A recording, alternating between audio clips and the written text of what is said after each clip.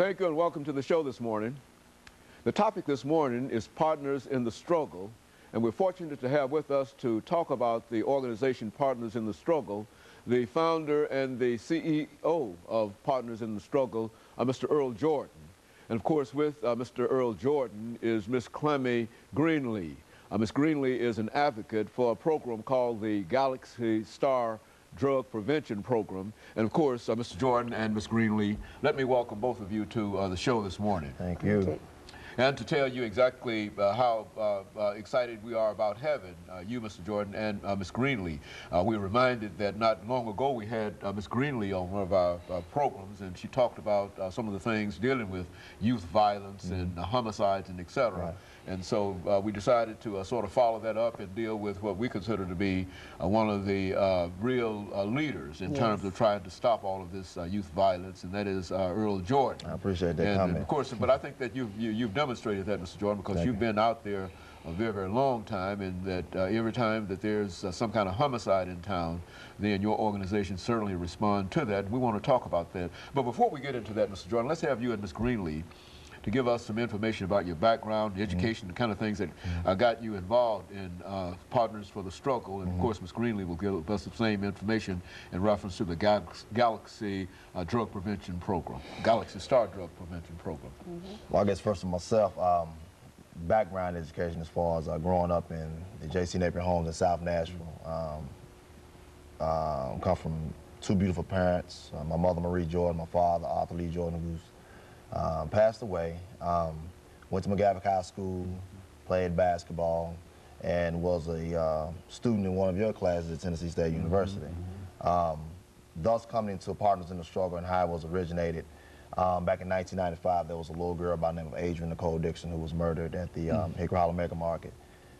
Being a first-time father, my daughter on September 23rd of 1995 was born. And I sat there and thought about what would I do if something like that was happening to my child. And I knew at that time God just moved into me to say, Earl, you know, I want you to do something where you could support these families and be a voice for loved ones who've been murdered. I really didn't know what type of concept I wanted to do, but I knew I wanted to be voiceful. I wanted to get the parents and the families involved where they can be advocates and speak out when other families couldn't. And that's what we're doing right now with Partners in the Struggle. And even though it's a tragic concept, when things happen when our loved ones are murdered, we still got to be educational about the situation when gun violence arises. How can we stop it, and what's really going on with our loved ones when they're murdered, and who's doing the killings. So that's the background. Very good. And of course, Ms. Greenlee, let's talk about your involvement and how you became involved with not only Partners in the Struggle, but say something about the Galaxy Star Drug Prevention Program.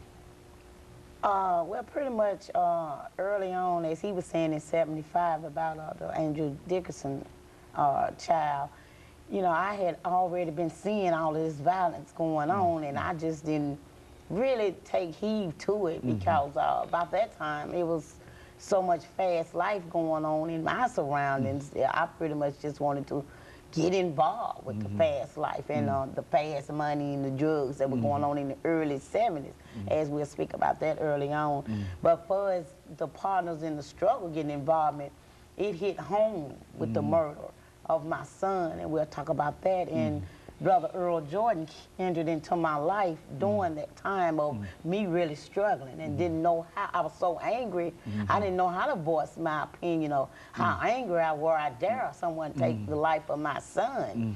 And by him entering into my life, he helped me get my voice out. And this is what I'm doing further on with him, for him, and beside him. And doing the Galaxy Star Drug Awareness Prevention, it consists of us helping people come off the streets from, you know, not only homelessness or drug addiction, but gun violence. You know, you might have some of these kids that's going to listen to Brother Earl and say, well, I want to change my life, but where can I go do it? So he know that I have a place where they can come and let's help teach you how to go on and be productive in society. Very good. That's where I come in at. Very good. And of course, we're getting ready for our first commercial break within the next 45 seconds.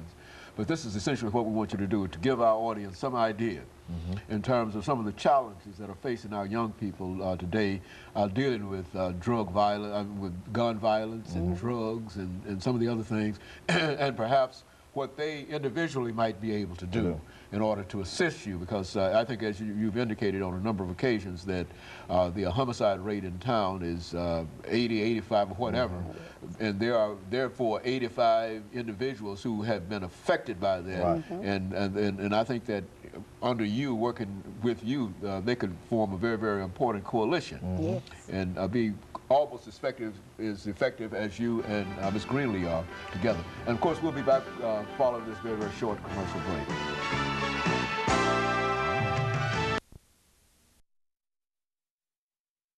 We're talking to Ms. Greenlee.